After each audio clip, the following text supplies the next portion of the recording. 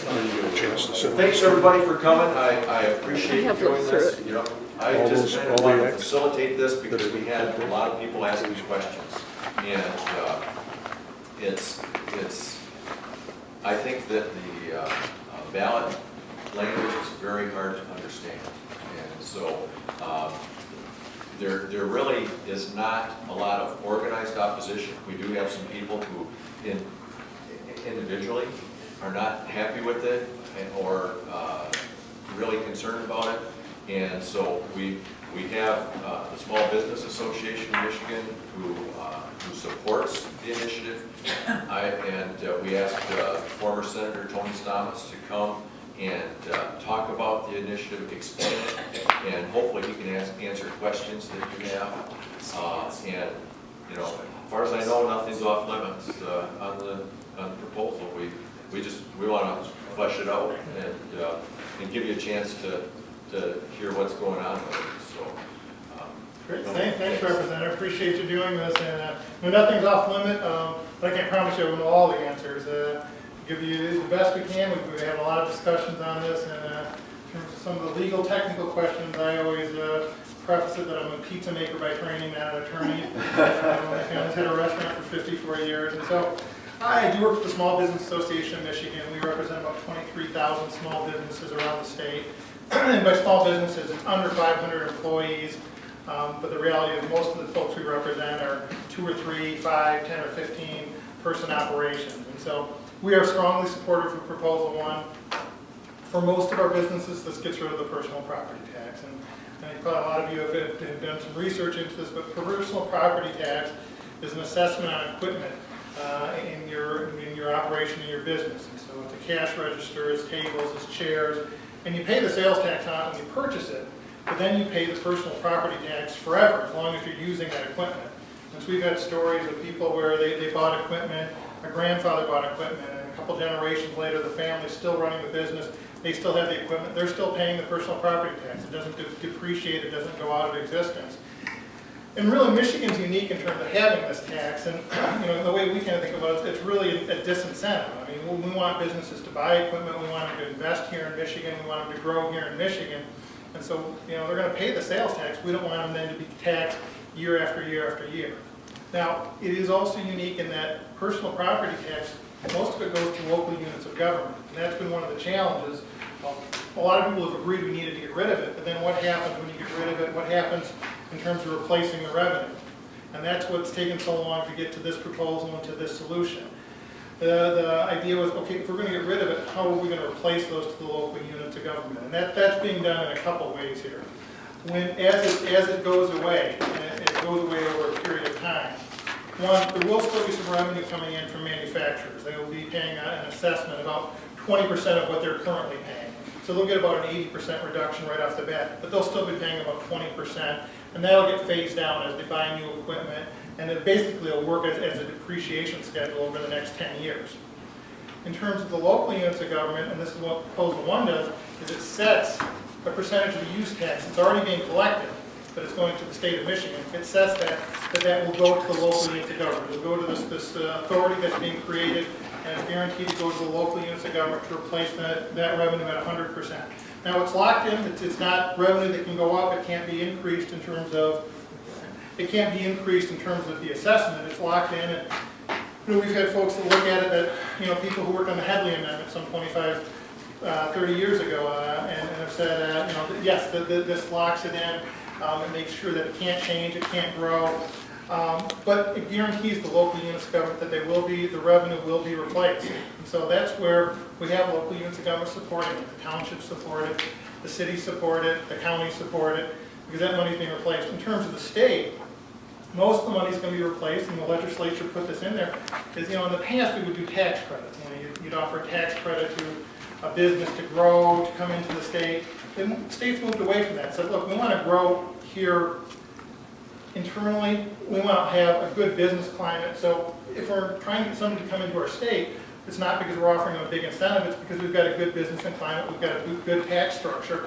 And so that's how we're going to incentivize them. So as those are going away, and those are on the balance books every year, then that money will be used to make up the difference. And we also think that this is going to spur economic growth, that we're going to see businesses that are going to invest in Michigan, that are going to grow in Michigan because this tax is going away. And it's a hassle not only in the tax that is paid, and for manufacturers it's a substantial amount, but for a lot of businesses, it's an equal hassle in terms of the tax and the compliance cost. You have to track all of this equipment, you have to go through and categorize it. In some cases, for local unit government, say, it's more of a hassle in a lot of cases for them to collect from set businesses than it is for them in terms of the time and the energy they have to put in terms of the revenue they get. But they're required to do that, and so both sides go through and do that. And so that's the $80,000 in equipment. It says, if you have less than $80,000 in equipment, you'll no longer have to do this. So it doesn't get rid of for everybody. It's like, most public policy, it's not perfect, but it gets rid of it for the vast majority, tens of thousands of small businesses, and it will get rid of it for manufacturers in our state. So it's not equal. It's No not way is it perfect. equal. It's not perfect, yeah. Somebody's going to be paying a lot more. No. Who's going to pay more? The guy that's on the other end of the money. Well, they'll still be paying at the same rate. It's not the rate, it's the amount. No, they won't be making up the difference in the amount. The amount is made up by putting the use tax that's currently going to the state. That's what's going to go to the locals. It's being made up in a phased-in period from the manufacturers, even though they're getting a reduction, and by using those tax credits. But those that are currently paying won't have to pay any more. Then why did the legislature enact 153 and claim it ended personal property tax? Well, then personal property tax, like I said, tens of thousands of businesses, and it will end it for... Why did it claim that it ended personal property tax when it doesn't? I just told you that it ended for everybody, so I can't speak to that. Why is there such an increase in the property tax? If you look at Act 94, now this act is supposed to be amended effective January the 15th. If this enactment doesn't go through, then Act 80 of 14 are met. And you go down through and you read that act, and you go over to A, and it says the fiscal year of 2015 through 2016, it's going to be $96.1 million. All right? In revenue, and the state share tax rate is that rate determined by subtracting the local community stabilization share tax rate from 6%. Then you go to 2017, 18, 19, right on up to 30, and at 30, and this is in the act. Have you read the act? I haven't read every word of it. You haven't read it? No. Well, then how come down in M it says $572 million is going to be collected in 2028? If There's something wrong here. If this fails. That's what you said. Yeah, that's and another question, Tony. Sure. You've got Article 9, Section 3 of the Constitution, right? The only time that a tax increase has to be put on the ballot is if it's a tax increase, and it's being put on the ballot. Now that's in our Constitution. If you read Article 3. But this isn't about the tax itself. This is about the apportionment. The proposal one is strictly about the apportionment, right? That's the only. In terms of the. But the only way it can be taken down is by a 2/3 vote. And if it's a tax increase, it has to be voted on and put in by the Constitution. The reason this has to be voted on. It's because it's a tax increase, Joel. Is because it's already spelled out in the Constitution where that money goes. And so we're changing where the money goes, so it's going to local governments. And my understanding is that's why it has to be voted on, because we're changing where the money goes. And you can't change that because it's in the Constitution now. You can't change that without approval of the people. But there's an increase just based on the Act 94. It shows something's got to happen between 16 and 2028 to increase from 96 million to 572 million. If this fails on August 5th, it goes back to the way it was. So this year, businesses, 80,000 or less, didn't have to file. They didn't have to put this in place. If this fails in 2015, it will go back to the old system where they will have to file. But there is no tax increase. The Constitution still protects that, as the representative says, is directs where those use tax dollars are due and guarantees those would go to the local units of government. But we've had folks across the spectrum that, the Mackinac Center and others have looked at this. I think the Mackinac Center quoted this at $500 million over a period of time, I think maybe that same 10 years that you're speaking to, as a $500 million tax decrease for the state of Michigan. So there's nothing that changes in terms of allowing there for being any increase in taxes.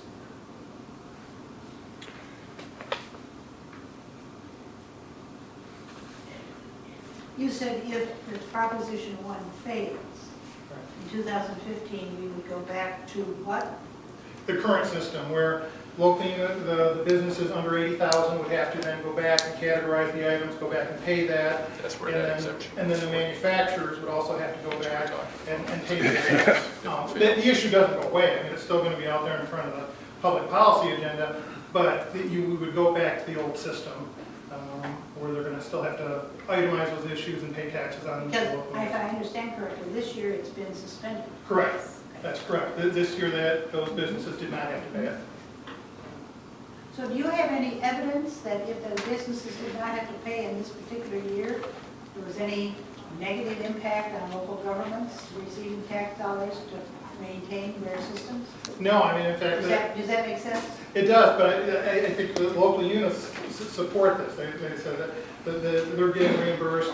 They support this, townships, counties, municipals, so that they supported this proposal. And they feel like in terms of the calculation that was put in place, they are being reimbursed fairly. So they're Do also, we have any evidence, and I know it's only for 1 year, so it's hard to calculate for just 1 year. But do we have any evidence, hard evidence, that in this year of suspension, so to speak, it has helped to generate small businesses? well, I think a lot of people are waiting to see what happens August 5th. I don't think people are banking on the fact that it's going to pass or not. It's a tough issue that's been around for decades. So, Okay. I think, like you said, it's kind of early to calculate that. But it's a fair question. What are the new revenues? What are the new revenues? The revenues that are coming in is the manufacturers will be paying less than they're paying, but they will be paying a portion, about 20% of their current. And then the new revenue will be the credits, the credits that have been going out to businesses that will be expiring. And they're on the books, and the state legislature put it on there that those will be targeted to making up for the loss. So it isn't creating new revenue, but it's directing revenue that had currently been used and expended on bringing businesses in and saying that those are going to be used to make up the difference in terms of the state's budget. Who pays for the new taxing authority within the local government? Yeah, Miami has to pay for it. I mean, it's actually... Nobody has to pay for it? Somebody's going to have to pay for it. It's an authority that's being redirected in terms of... Who's paying for that, Tony? Well, I think Treasury will account for it as they do for everything else. So are these people that are running this authority, are they going to be elected or appointed? I think I think they're appointed by the governor, as I recall. Okay, now you're talking about at the principal state of government. What about the local authorities, the metropolitan authorities of local government that are coming in? Isn't that the new revenue where they're going to bring that in? Well, I believe as it's written, the Metropolitan Authority becomes, it's basically the representative of the state in its entirety. So the state is the Metropolitan Authority in this instance. Boy, how convoluted can you get in this stuff? I mean, Joel said it to me the other day. He said, this is a convoluted tax proposal. It's not understood only by those that want you to understand that it's not an increase, but it is an increase to the local communities. It's an increase in local government. Well, I don't think I'm going to convince you otherwise, but a lot of folks have looked at this, and I haven't seen anybody put it to paper where this is increasing taxes to anybody. The reality is that folks have done a study and say this is a decrease in taxes in terms of businesses in our state. And I think that's something that for small businesses, for manufacturers, is going to help our state to grow. In other states, it's a pretty competitive when other states and businesses are looking at growing. I think probably one of the first things they mentioned about Michigan when you're looking at investing in Michigan is, well, Michigan has its personal property tax. And I've heard business owners say that. Say, well, we purchased the equipment, but then we keep paying this tax every single year and it never goes away. And I say, yeah, that's the personal property tax. So I think this is going to offer a great opportunity for the state, which is why, collectively, if people have done this and have done the research on this, they've said this is a proposal that actually is a winner for the state. Why hasn't it been changed before if this has been going on for decades? They've tried, yeah. Change it? Yeah, I mean, the biggest hangup was that the revenue, some communities had a huge portion of the revenue. I think in the past, some had 20–25% of the revenue came from the personal property tax. And so if that were to disappear, and so there was a real pushback, and so politically it was tough to get the support to do that because you're going to be losing such a big chunk of revenue. So let's assume it really is a good thing if it passes. Somebody's speaking up against it. Who's against it and what's their argument? In terms of formal discussions, I haven't heard any formal groups that have said they oppose it. I think National Organization of Women said they opposed it because they're concerned long-term how it might affect the state revenue. And that was within a week. They did endorsements and they, so I guess that's the one organization I've seen come out against this. But otherwise, I mean, there are probably a lot of groups that haven't, weighed into it. But the groups that I would think of that said we support this, we think it strikes a good balance. It reduces taxes for the state and reimburses the local units of government. When you say local units of government, isn't that local unit of government the new local authority? Well, that's the mechanism for which they're reimbursed. So there is a new local authority. Yeah, totally. Right, so that's created, and then that's where the... So that's increasing government, that's not decreasing government. And if you increase government, there's something's got to pay for that, and that usually ends up being us. Okay, well, like I said, as folks have looked at this, this is a $500 million decrease to Michigan taxpayers. That this is an opportunity to get rid of a tax that's been onerous, a tax that's been on our books for decades and it's affected businesses, and this is an ability to get rid of that. Yeah. Tony, just in the simplest terms, we're trying to say that the expiring tax credits that we realize will fund local governments back to their original level. No. Where is that additional money coming from? No. The expiring tax revenues will make up for the loss to the state, because the state, as the representative said, a portion of the use tax that's already collected and it's been coming to the state will now be directed directly to the local units of government to guarantee that, because that's already being collected. For the state then, that's money they won't be getting to the general fund. The difference will be coming from those expiring tax credits. So that's to the state. The locals are guaranteed, and that's on August 5th, that the voters would vote on that, are guaranteed through the use tax. If local businesses are only getting taxed at 20% of what they were getting taxed at on average, where's that money getting made up from? It's got to be a new tax. Yeah. Well, the 20% is on manufacturers, so they get a reduction. So that's one pot. There's really three pots. So that's one pot. The use tax that's being collected around the state currently and goes to the state is another pot. And then we got the tax credits. Okay. So the use tax will go to the local units of government, and it's locked in place, and they'll be reimbursed for that. And you don't think that the people that are looking at that use tax? Can I have the floor? Yes. Just, I'm sorry. rest. Bay City Times has, in the last 3 days, 2 really good articles on this. And the easiest way I can define it, and he is doing his best, I'll see if I can make it simple. The Bay City Times article said, okay, there's going to be this, proposal 1 passes, there's going to be this hole, a $600 million hole, okay? That is what the local communities bank on. Of that $600 million, use tax up to $500 million, apparently all of it, will fill in that hole. You still have $100 million missing. Taking just the simple averages, 600 whole, 100 left is 16%. Tony said 20% is what's going to be assessed, probably an average, something like that. So then you got this $500 hole, and there's tax credits for all these businesses that they've been getting from local communities, from the state of Michigan. Those all are expiring. And as they expire, they won't be renewed, and they'll start filling that 500 hole. Now, how fast that 500 hole fills, I don't think anybody has an answer, okay?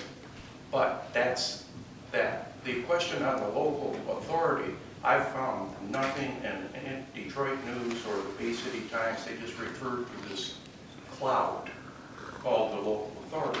I don't know if that's a local authority sitting in Lansing and doles it out for everybody, or if it's going to be local, and the local units have to find a way to fund even that one appointed commissioner or whatever. Right. Okay, I can't find anything, and that's the only question that's open to me. I fully support the tax, I don't like the double taxation, I've never had to pay it, I'm sure there's people in here that are paying it or have paid it, okay? And it's a time for that to go, okay? Indiana's the only state nearby that has the personal property tax, and it looks to be about half of ours, and it has depreciation, so if you have equipment, if you're an electrician, you've got equipment, right? As that is depreciated, you stop paying that tax in Indiana. Here, you don't. Still a lot My of, soapbox. still a lot of concerns with unelected authorities and assessment teams at the local level for collecting taxation. That's why I say it's not defined. I don't know that Tony can define it or Joel can define it any better. The only thing that was mentioned to me as far as the local authority, if you call it in there, is it's local, but it's statewide. But the reason that they believe we need it is because if you don't have that, it's subject to appropriations by the legislature every year.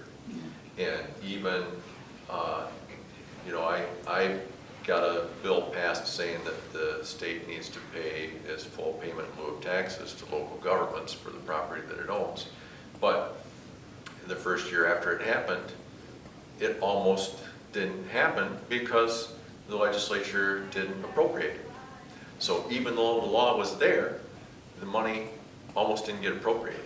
So the same thing could happen with this, is if it wasn't for that local authority taking care of appropriating that money to the locals every year, then it would be up to the legislature to do it, and then that's, and as much as I hate to say it, that can be scary. I think that's exactly right. The authority becomes a statewide creature. It's run out of Lansing. They appropriate the dollars. It's specified in law that they have to reimburse the locals, but they can't collect a dime more than they're collecting today. The money that's already been collected, they can't increase it a dime more than they're collecting today. It's the money that's already being collected. But it just locks in that protection, as the representative said, so that it can't change. And that's, you know, that was the fear local governments had, was, okay, you give us the certainty for 1 year, but a year from now, 2 years from now, 5 years from now, we'll see a different thing. And so that gives them the guarantee that it will still be there, unless, you know, there's another vote of the people. And as far as how much that group of 5 would get paid, I don't know. I don't know on that. I wouldn't think it would be extremely high. I didn't say anything that budgeted any appropriation. I would presume that it would be done with people that are currently doing that and making those decisions. Sir? Yes. So you're saying that Michigan would no longer give tax credits to get people To individual businesses, Bring not businesses as in. much anyway. This primarily is the certified tax credits that have been given to people under the Michigan business tax. Which I like, because then it's fair across, one guy's getting it, one guy isn't. Sometimes I do, then I'm paying taxes on the machines that I've already paid for, and then it costs money to do that every year. So So then it costs the county money to come in and do our assessment. It's supposed to be going the direction of stopping choosing winners and losers. Right, and then Make some it people better for aren't, everybody. I'm honest, some people aren't, so then, you know, people are getting away with stuff. I don't think it's fair at all. The taxes, I don't think it's just. Plus, they're giving away money in other places, why would they do that? And like you said, you know, what happened is, you know, one business says we're gonna grow, and another business, we've been here for 40 years, so they're thinking about growing, you're gonna give them this advantage, but we're, you know, from out of state. And so, Right. We've been in Michigan for 100 years. I've been trying to, Well, yeah, I want to to grow my me. business and I'm not getting these credits. Yeah. And that's the thought, is if you've got a broader, lower level, that advantages everyone. Yeah, I'm looking to buy another machine. Now I'm looking, okay, now I gotta pay taxes when I get it. Now I gotta keep paying taxes every year on the thing. That's crazy. That doesn't make any sense at all. And part of the idea to hope that is that it will help everybody, because you have people investing in equipment that will employ people, and then that helps the economy overall. You have more people paying income taxes, you know. Well, exactly. I don't know, there's only so much money in the pot, so you're either gonna You wanna grow the pot? Yeah, I'd rather give my employees Grow the pot. more benefits or hire somebody else or something like that instead of paying it. It makes sense to me. Now, was this just for people that had 80,000 in equipment, or is it for 80,000 in income? Equipment, yeah, as is defined as currently in personal property tax. Is that gonna affect you? But yeah, I got more than $80,000 in equipment. I know, but that's not gonna affect 80,000. It goes up to 80,000, Oh, up to. up to. Yeah. Oh. Yeah. So then it's not going to, yeah. So you're conveying, Yep. Will the first 80,000 go away for everybody or not? No, I don't believe so. Just, Yeah, I think it's, those that have up under 80,000 won't have to. And like, and I said that when we started, that this doesn't get rid of it for everybody entirely. And that's and then that's the next step is, okay, we've gotten rid of it for a majority, let's. $80,000 isn't very much money. I think we're estimating some 50,000 small businesses won't have to pay it anymore. But yeah, I mean, it isn't everybody. and then manufacturers additionally, right? Correct. Well, and you also said that it's 600,000, you figure, or 600 million, and that some communities actually depend on it, on the personal property. In total around the state. But if you're only covering companies with 80,000 or less in equipment, unless you're a town with, like, has a Ford factory or something like that, you know, they're gonna keep paying, so that community's gonna keep getting the money. But if they're smaller, is it really bringing that community that much money? I mean, I had 2 businesses, and I was paying personal property tax every year, but I wasn't paying that much. Right. No, So you're, it yeah. didn't help my community at all. Yeah. So So now I'm some, not gonna, but it's yeah. not gonna benefit anybody. Yes, some communities won't really be impacted because they weren't getting hardly anything in personal property tax previously. Right. They didn't have manufacturing, the small businesses, the amount they were collecting was pretty small. And so this, and when you looked at it, but some of them, you know, you have a Ford plant, you have a plant in there, and, you know, maybe 20% of your local revenue.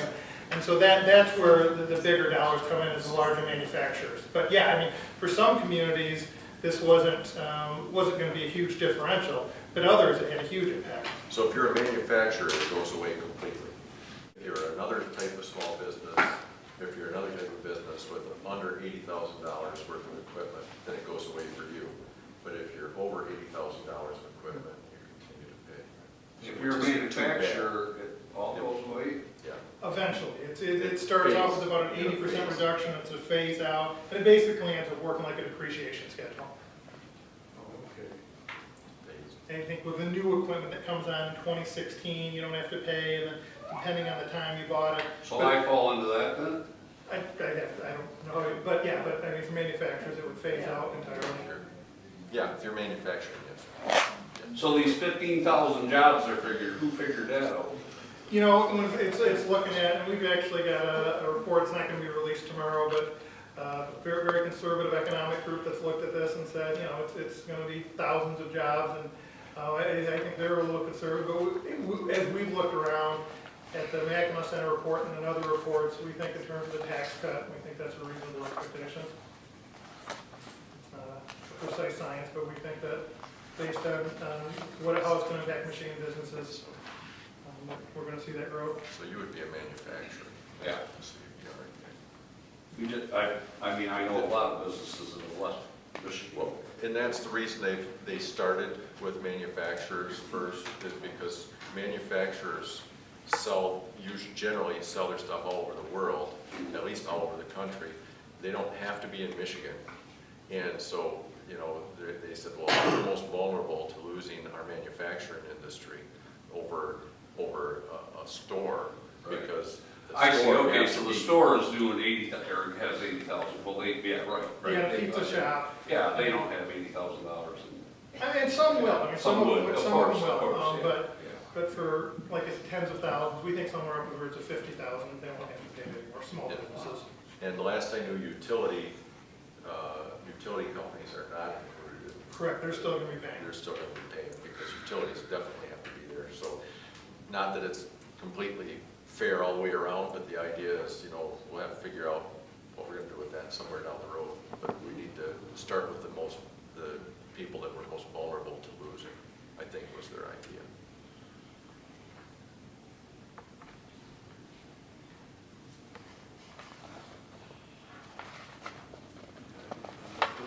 You said it would only affect 50,000 small businesses?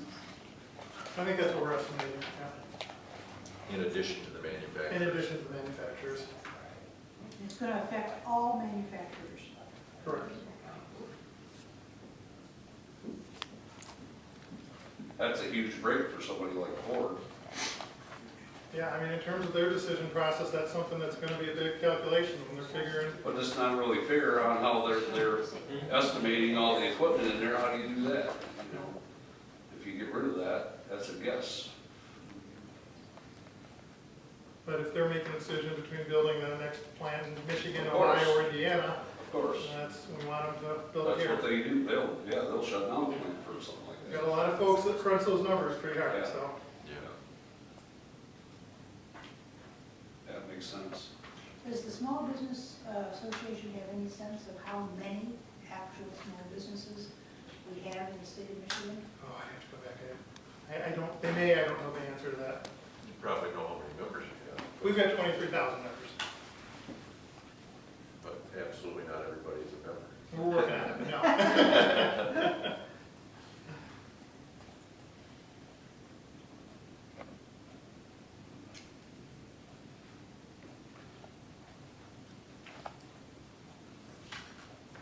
And I hear you say that this authority would probably remain to be the person, like whoever in Gladwin tells this gentleman how much he is assessed, would be, he would just roll over and have that responsibility locally. No, I mean, in terms of the previous amount, basically they're setting a spot there, I think it's, it might even be 2013, I don't remember, where this is what was being collected locally, and then for what's going away, and they're saying, okay, this is gonna be, in terms of replacing it to the locals, this is the amount that's gonna be reimbursed to you. And so they're kind of locking in place a set number. Now, some places can say, well, we could have grown that in the future, and that's true, but then the flip side is you can lose it. I mean, when Greenville, Electrolux left there, I mean, they had a huge personal property tax base, and that went to Mexico.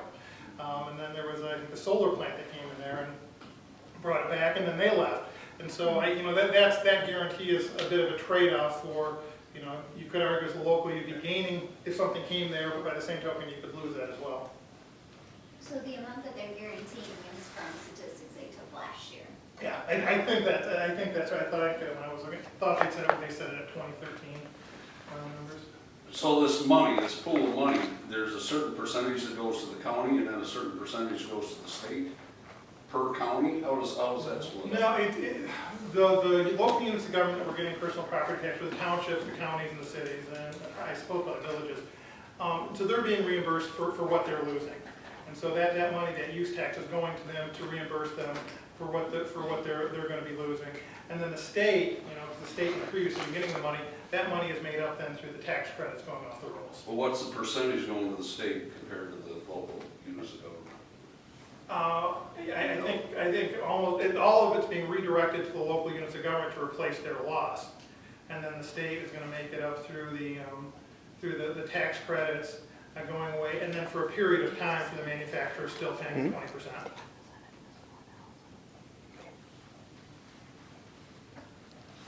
Now, there's also, I don't want to muddy the waters more, but, and I don't believe this is in proposal one, but in the reforms, but then that's the essential services assessment. And that's not the 20% deduction I'm talking about, this is different. That the essential services assessment is a small percentage of what they pay now, and my understanding is that when you first, for manufacturers, when they first buy a piece of equipment, so now I think they pay like 5% every year as long as you own it. But this essential services, I think the first 5 years is 2%, and the next 5 years is 1%, and then after that, nothing. Yeah, I think it's wrapped together with the 20%. Is that part Yeah, of it? that's part of that, and that's where it ends up That's being, what I. yeah, and that's where it ends up being like a depreciation table. Okay. And That's- so it works I out wondered if over that was about the 10 same- years. the Yeah, same it is. money. Yeah, Okay. I mean, it goes, it's different descriptions, but it goes to the same place. And that's supposed to be going to police and fire protection. I'm just looking at the Alternative State Essential Services Act, Act 93 of 2014. Starts right out, an act to levy a tax on certain personal property. And then when you read the compiler's notes, it says with new revenue generated by the assessment levied under this act. You read that, it's a long paragraph, but it's saying that that's a levy of a tax. There's nothing that's in 93 when this comes up that decreases anything. Well, that is only if the personal property tax goes away. The personal property tax has to go away in order for this essential services assessment to go away. That's a tax. That That is a it tax, correct? Absolutely. So it's, do you wanna- there is do you a wanna tax pay- within the, do you there is wanna a pay tax five- within this Yeah, decrease. but do you want to pay 5%, or do you want to pay 5% as long as you own the equipment, the personal property tax that's there now? Or would you rather pay this other tax that is 2% for 5 years and 1% for the next 5, and then it goes away? So it's not really a tax increase, it's a tax decrease. It's a reduction, but it's a replacement because it's not called personal property tax anymore, it's called an essential services assessment. And it's supposed to go strictly police and fire. It's absolutely still a tax, but it's a much lesser tax, it's about 20% of what they're paying now. And that doesn't go into effect unless the other goes away.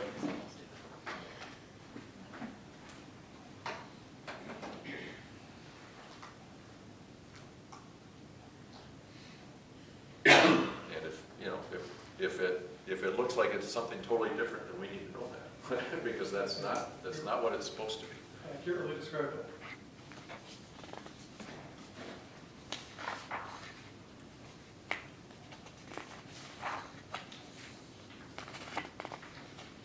Did you see what Dave Station on?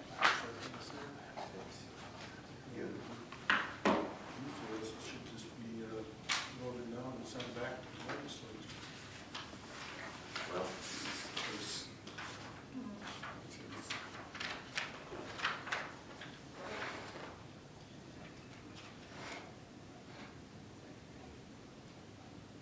Because I have a question that may not be relevant. I'm just trying to figure this all out. Sure. Because you indicated that there can be no increase, but costs continue to go up. Right. Yeah, So explain that one, how, I mean, yeah. if you're if you're a school district, right? Right? I think the vast majority of this goes to the local units of government. Right, well, that's what I'm talking about, local units. Yeah, but that's separate from school districts.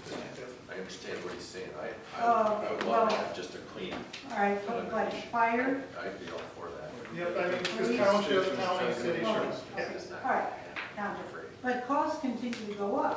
I agree with you. But it sounds as if I don't, this I don't see would where it's say gonna be a tax. there's going to be a I can't see a it. ceiling beyond which this cannot go up. Am I confused? I think there is a slight, in terms of the use tax that's already collected, that does move up for, I don't know, if it's 10, 15 years, that does have a scale that moves up.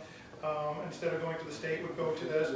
But I think what the locals decided was the certainty that this provides for us over the long haul is worth the trade-off.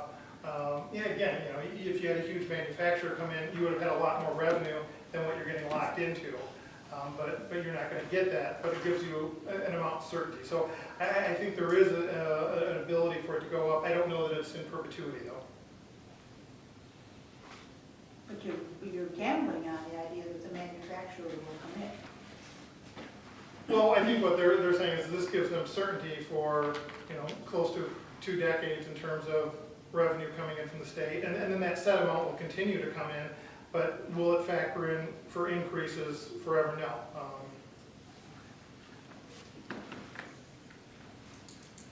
And, I think part of the idea is not only are you hoping to bring manufacturers from other states or new manufacturers, but also the people who are already here I mean, I've talked to several people who have said, hey, you know, I'm thinking about a piece of equipment, you know, and this will help. But one of the other things that I have to say that they're saying is, I'm thinking about this piece of equipment, but I can't find help that understands how to run this. And that's, you know, so it's two things that we have to work on.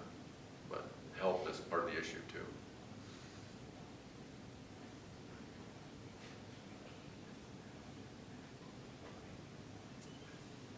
Questions? We're just concerned about more layers of government. You know, I understand that. the authorities, I would like to see something simple too. because Much like rather, Tom said, much how rather. you gonna It's repeal it? If it not- doesn't work out, how do you get rid of it? Yeah. How do you get a consensus, a majority to It's undo not, it? it's certainly not simple, and I When this think- passes and it doesn't work, Lansing will go, you guys voted for it. I don't know what to say. Yeah. Well, it's, and the only, Lansing voted for the other parts of this already, and those things, and that is the elimination of the personal property tax and so forth. That stuff is all contingent upon this passing. And so, really, the only thing in here that you're voting on is to say that we will redirect that use tax, but then also you're setting in place an authority to do that redirecting. How come it took 5 different bills, Joel? It's a complicated mess. Well, when it gets complicated like that, it complicates a decision in my mind that, again, you go back, if it's on the ballot, it's a tax increase someplace along the line that you don't see. When you've got that much convolution in there and it's not transparent, there's a problem. Yeah, see And I'm glad you agree with me. But I agree that it's convoluted, I agree 100%, but I truly believe that it's all set out to help, to be a tax cut. It's really set out to help people and to help manufacturers, especially in small business. Who made a decision to put it on the primary ballot, not the general? I think they just wanted to get it done as soon as they could. I mean, they waived it for this year. If, like, if it fails, it'll come back. And so they'll have to set that, because everything's connected around that. So if the voters vote it down, it'll come back again, new wordings? No, what, the personal property tax will come back. That's what I was just thinking, is that, Personal, what? no, personal property tax will come back. Gotcha. So, Couldn't this be rewritten without 5 bills, maybe with 1 bill where everybody understands what it is and it's clearly laid out? You know, it's been around for decades, and this is probably the closest come to a solution. So, you know, the process is imperfect, but this offers a real solution, a real tax break for the state of Michigan. it's one of those situations too where, you know, a lot of us ran to get rid of the Michigan business tax. That was a big issue for us. That's gone. But a lot of us said, hey, we want to get rid of the personal property tax. Well, we've got a possibility of doing that, but it's not a handy thing to do. It's Well, that's because it does impact on the local government. impacts, and that's why, yeah. And so, You do away with the personal property tax, and I know the city of Beaverton is looking at that and say, oh my gosh. And I know the Lots of city of Beaverton manufacturing is not down the there. only one that has really come back and said, wait a minute, have you really thought this thing through and in that's, terms of what this means? that's why it takes so many different This is things to try feedback and. on that decision. Yeah, and that's why, and that's where they said, well, you know, we've got to figure out a way to make those local governments whole. And that's where the proposal comes in. And the only thing really that, I mean, the legislature has done the voting on the reforms. The only thing that we need is for the people to say, we agree with the reforms, and we think that, and we agree that you can redirect that use tax in order to make those reforms work, and make the local governments whole. Yeah.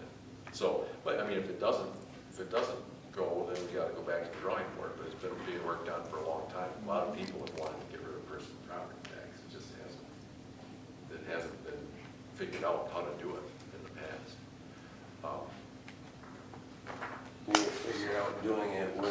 still drawing in the revenue. Well, and in this case, there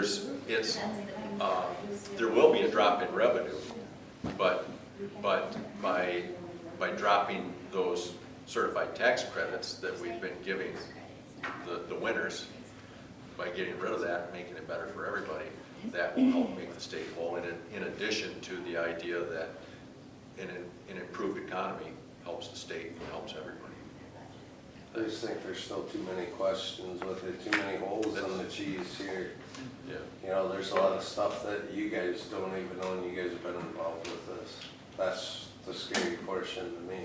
There's a section in Act 94, 1937, that this is amending to, and it's section N. It says for fiscal year 2029, each fiscal year thereafter, the local community stabilization share tax shall be levied by the authority. Is that rate calculated by the Department of Treasury on behalf of the authority sufficient to generate the amount distributed under the section in the immediate preceding adjusted year by the personal property growth factor, and the state share tax rate, is that rate determined by the subtracting of the local community stabilization tax? Somebody explain that to me. Simple. Somebody explain that to me. That's in the law. That's there. Well, as Tony said, it's a phase-in type of deal. And, but we can try and get you some detail on that by somebody in policy that might understand it better than we do, better than I do, maybe Tony does. Well, I mean, I think there have been, you know, it hasn't just jumped up, you know, Mackinac Center, others have done exhaustive research on this, and I think what they've come to the conclusion is this is a net $500 million tax cut around the state of Michigan. And, you know, I referenced a report tomorrow. It's the gentleman doing it went back and craft the Headley Amendment in the late 1970s to set tax limitations in our state. And so there are a lot of people that have a vested interest and probably have a similar concern, similar perspective, that have spent a lot of time and energy looking through this and believe this is going to be healthy for Michigan's economy, healthy for businesses, it's going to protect taxpayers. I think any one of them, if they thought differently as they went through this, would be saying it very loudly, and you know, that's part of what they do, and they would be communicating that aggressively, and they're not. And I think that's because as they've waded through all of this, they've said this is a win for the state. We should all be concerned when these advocacies put their opinions out, and we're supposed to just trust them. See, but there's just so many opinions out there, even in campaign endorsements. There's always more to it than just saying, this is good. There's an incentive for something. So this stuff needs to start getting pared down so we can understand it on the ground level, so we can make decisions for us and our families and our communities, not statewide. Right? That's where it has to start from. We can't be asked these kind of questions on the ballot. Expect to just walk into a voting poll and they say it looks good. Yes. Yeah, well, and that's why, because people don't understand it, that's why I wanted to try and get somebody here to talk about it. We appreciate it. Yeah, so. The organized opposition, as Tony said, there isn't any out there. I read that there is some group that their main concern is the confusion. And Bay-City Times, to bring that up again, they're saying that the biggest opposition to it, driving force, is people's skepticism and distrust of government. That's very true. Why is that? Because it's true. Yeah. Well, one of the big things I think we're missing is how many other states in the US have this tax? Yeah, and as was mentioned, in terms of the Midwest, Indiana has a much smaller version of this, doesn't have this exact same thing. And I don't, maybe a handful, if at all, but I don't know that anybody has something exactly like Michigan has. Right, ours is, if you research it, Michigan has the highest one. So that right there should tell you that this is not something that's good for businesses. I mean, there's not another state that is even close to Michigan's. That should tell you that this needs to go away.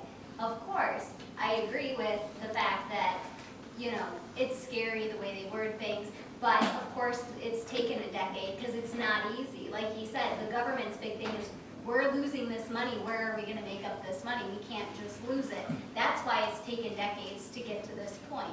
They've come about with the best case scenario right now to try to eliminate this tax, because think about it. We are losing business left and right in Michigan. People are leaving, they're going. Other states are making tax cuts and breaks like this to bring business in, so they're leaving. We need to do something at this point. So yes, it's scary, nobody wants more government, but even if they brought on another person to take care of this, what that person would be paid is gonna be a lot less than this tax, is what's costing businesses. So, I mean, we really have to look at the picture of, if it's not going on anywhere else, why are we still letting it go on here? How are these other states managing to do it with no personal property tax? You know, Right, I that's don't what we need see to be why this looking can't at. just completely go Yep. away. Illinois, You pay your 6% on top of what this gentleman's buying, what I buy in my business. You know, we pay our tax right there, let it be at that. I mean, there's plenty other states that are that way. Well, That's but what like we're trying to do, Ohio, is I lived in Ohio, and one of the things, they don't have this tax, but what they do is not only do you pay tax where you live, but when you get a paycheck, say, like, we lived in the city of Wadsworth, Ohio. We paid a city tax to Wadsworth, but we worked in Twinsburg. Well, out of our paychecks, we paid city tax to Twinsburg. So technically, we were paying city taxes twice, because we were paying to Twinsburg, we were paying to Wadsworth. So if you didn't live in the city that you worked, you're paying taxes twice. So, I mean, they make up the money somewhere else. So who's to say that's not gonna happen in Michigan? But it was still 2% compared to paying 6% on all of this equipment that you're working and using year after year after year after year. So that's, I know that was where we lived, that's how it worked. You paid a city tax instead of just a state tax. Yep, on where you worked and where you lived. And the state of Illinois answers your question by raising their state income tax up to 9.5%, the highest in the nation. Of course, there's no cut taxes, what would you expect? But for now, at least they've come up with a way to pull from the pool they already have to try to feed back, to at least get rid of this tax for now, so we can start trying to bring new businesses in instead of losing them. And the other point is, not only create businesses, but a good business will want good infrastructure. You cannot have a business if you don't have roads. You cannot have a successful business if you don't have adequate police and fire protection. I mean, we have both public income and private income.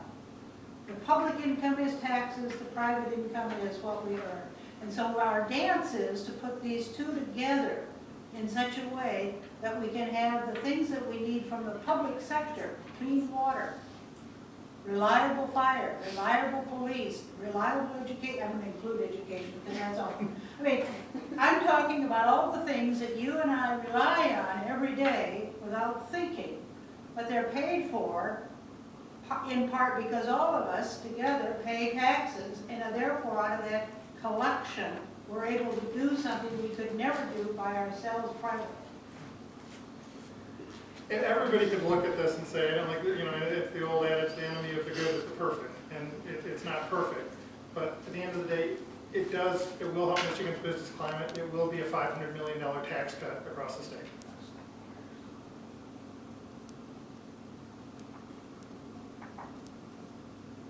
If it's a $500 million tax cut, where's the money missing from?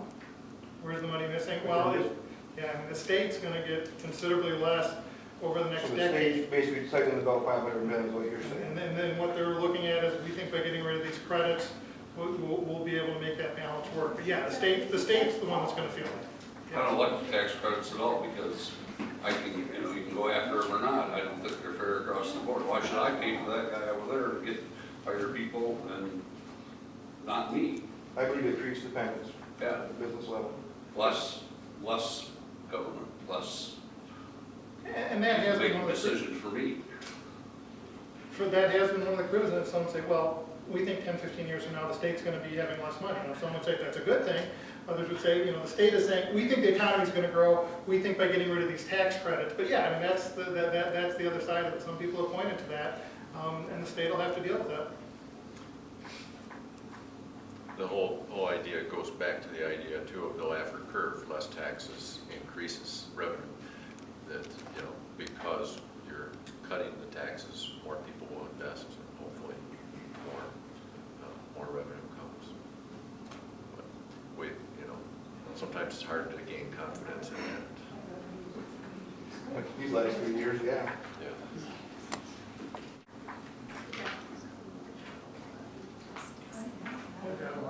Is, like these acts that Tom was talking about, it appears that they're talking about escalating the percentage in 10 years or 5 years or something like that. You didn't address that at all.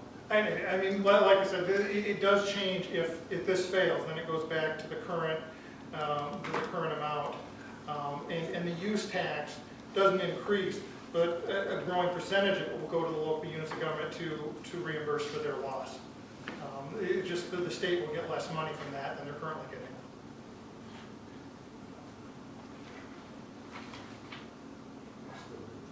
Well, that's, yeah, you're not alone in that, so. I mean, I want to vote for it. You know, I like this, I've never seen any use for personal property tax. But it just seems like there's too many conflicts. It's, you know, it's closest we've been in decades to getting rid of it for most folks, and, you know, it's an opportunity. Just to give you some idea too, not to make it sound worse, but as far as trying to get everybody together on this, and the legislative leaders got together and said, well, let's let our members send out a letter about this so people don't see it the first time in voting. And but they put together the letter, and along with that was the language, and they said, well, and they sent me an email and said, you can send this out to your constituents if you want to, but the only thing you can change on this letter is your name can go at the bottom. So I said, well, I'd like to explain this more, and you know, really try and get into this so that people can understand it. They said, no, this is the letter, you send it or you don't. And I thought about not sending it, and I thought, no, we'll send out, you know, we'll send it out so that at least people can see it beforehand. So we sent out a number of those, but it was not what I would have liked to have sent out, but it had to be approved by the legislature, by bipartisan legislative leaders as to the language that could be sent out. So it's, you know, trying to get everybody to agree to a solution to something pretty hard sometimes. So the oversight authority that governs what you can do and say is the same oversight and authority that we're going to be strapped with when this comes together. No, not real, because that authority, that local authority that they're naming in here will actually take authority for how that money is going to be appropriated to local governments instead of depending on me and the people over me. So that's the part that supposedly protects it from the webs of the legislature. Who has jurisdiction over the local taxing authority? What's the hierarchy? I don't know. I think the governor, the administration. What? But it's set in law in terms of how much they can collect, where it's collected from, and how it has to be dispersed. They don't have, They don't have really no have authority discretion. to tax, no authority to No. tax. They Just collect how the it's- portion of the use tax is being set aside to reimburse that, and then in the statute, it sets forth the formula that the locals are reimbursed by. What control or authority does the local county government have over the local assessment authority or local? None. None. I mean, they've agreed to this formula in terms of how they're being reimbursed, so they'll be getting a reimbursement. And that's true of townships and cities as well.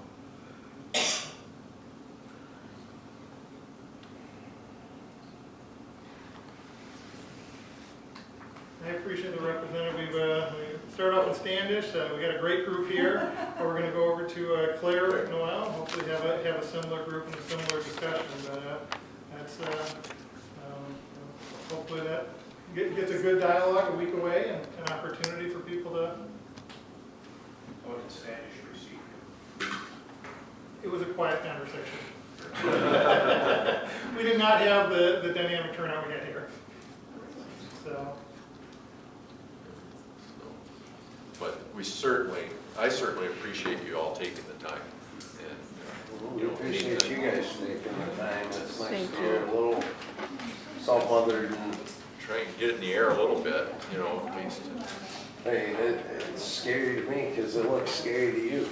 So,